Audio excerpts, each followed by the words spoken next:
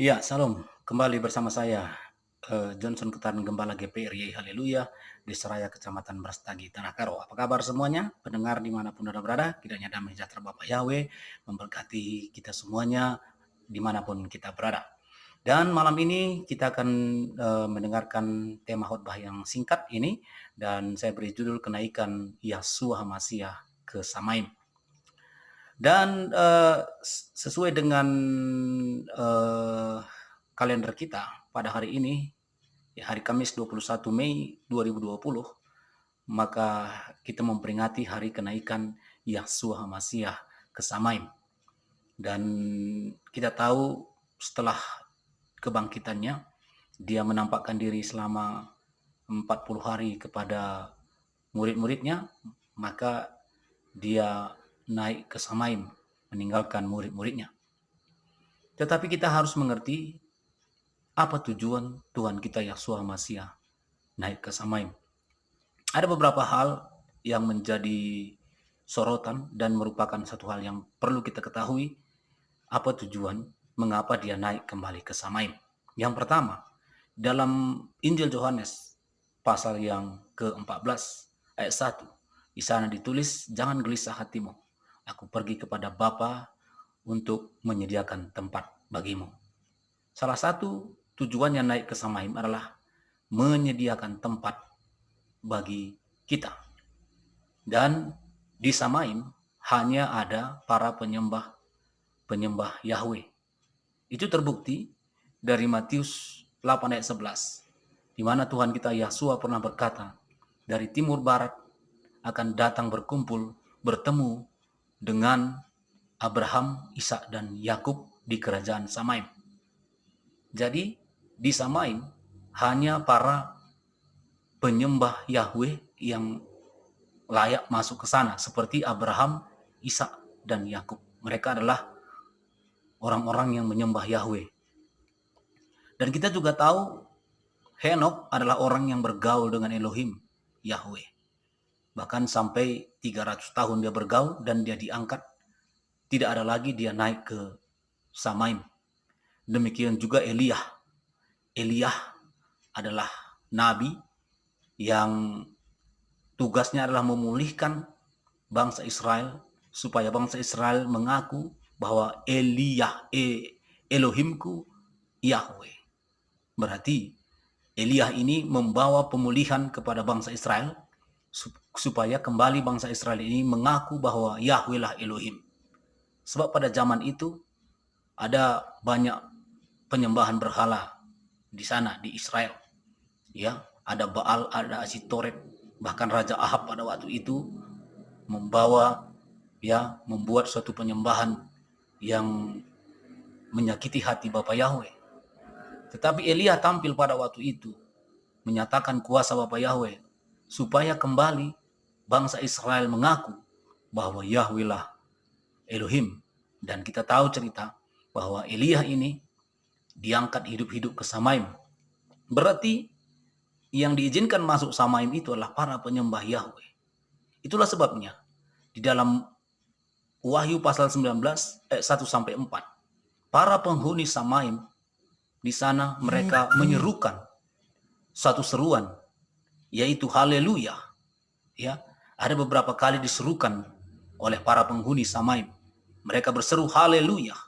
Apakah arti haleluya? Haleluya terdiri dari dua kata, halelu dan yah. Halelu artinya terpujilah, yah kependekan daripada Yahweh.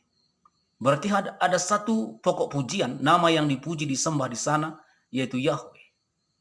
Itulah sebabnya semua para penyembah Yahweh, para pemuja Yahweh, pasti akan diizinkan masuk Samaim, karena di sana nama Yahweh merupakan pokok pujian, pokok sesembahan. Saudara, kalau kerajaan Alif Lam Lam Ha atau kerajaan Allah di sana tidak sama dengan kerajaan Samaim, ya. Karena kerajaan Samaim itu kita bertemu dengan Abraham, Ishak, dan Yakub. Dan di sana tidak ada bidadari, tidak ada pesta seks. Tetapi kerajaan Allah Alif Lam Lam Ha Di sana kita bertemu dengan orang-orang yang menyembah alif lam lam ha akan bertemu dengan bidadari. Ya, jadi berbeda. Jikalau kita mau masuk Samaim, kerajaan Samaim, maka kita harus menjadi penyembah Yahweh. Seperti Abraham, Ishak dan Yakub, seperti Henok, seperti Elia. Tetapi kalau Anda mau masuk kerajaan sorga, di mana ada bidadari, Anda ya tidak harus menyembah Yahweh. Anda menyembah alif lam lam ha, ya akan masuk ke sorga, ya di mana bertemu dengan bidadari. Itulah sebabnya Tuhan kita Yahshua berkata dalam Yohanes pasal 14, jangan gelisah hatimu, aku pergi kepada Bapa untuk menyediakan tempat bagimu. Ya, jadi sudah disediakan tempat bagi kita yang bernama kerajaan Samaim. Ya. Ini yang pertama. Yang kedua, di dalam Injil Yohanes pasal yang ke-14, di sana juga dikatakan lebih berguna jika aku pergi. Jikalau aku tidak pergi, penghibur itu tidak akan datang kepadamu. Yang kedua, tujuan Yahshua Masiah naik ke Samaim adalah untuk memberikan penghibur, ya, Ruach HaKodes, penolong, pengajar, ya, supaya Ruach HaKodes berdiam di tengah-tengah kita, di antara kita untuk mengajar, menghibur, dan menolong kita. Itu sebabnya ketika dia belum naik ke Samaim, dia memerintahkan murid-muridnya untuk menanti di Yerusalem, menunggu janji Bapa. Itu berbicara tentang Ruach HaKodes, Roh Kudus. Ya. Di dalam Kisah 1 ayat 8, tetapi kamu akan beroleh kuasa jika Ruach HaKodes turun ke atas kamu. Kamu akan menjadi saksiku di Yerusalem, Samaria, sampai ke ujung bumi. Ya. Jadi kita membutuhkan penyertaan dari Ruach HaKodes. Itu makanya dia naik ke Samaim untuk memberikan, mengutus Ruach HaKodes menyertai kita, membimbing kita, menolong kita, dan menghibur kita. Di saat-saat kita merasakan kesepian, Ruach HaKodes akan menghibur kita. Di saat kita membutuhkan pertolongan, Ruach HaKodes akan menolong kita. Di saat kita membutuhkan pengajaran, Ruach HaKodes akan mengajar kita. Mari, saudara dimanapun Anda berada, dua hal ini begitu penting sekali. Memang masih ada yang lain, tapi untuk malam ini, saya percaya dua hal ini kita terima. Kita sudah memiliki kerajaan Samaim yang disediakan oleh Bapa Yahweh sendiri bagi kita sebagai umat penyembah Yahweh. Yang kedua, Ruach HaKodes, Roh Kudus, diutus untuk menyertai saudara dan saya.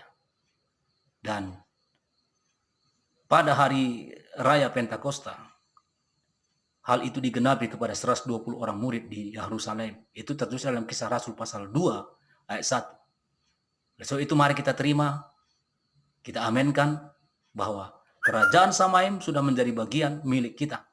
Dan Ruach HaKodes yang diutus untuk menjadi penolong, penghibur, dan pengajar kita sebagai umat Bapa Yahweh. Sehingga di jalan-jalan kehidupan kita selanjutnya, mungkin banyak tantangan, tekanan yang kita hadapi. Tapi ada Ruach HaKodes yang akan menolong kita untuk mencapai tujuan iman kita, kerajaan Samaim yang Dia janjikan. Sekian khotbah saya untuk malam ini. Kiranya Bapa Yahweh memberkati saudara semua dimanapun Anda berada. Salam, Bapa Yahweh memberkati. Haleluya. Amin.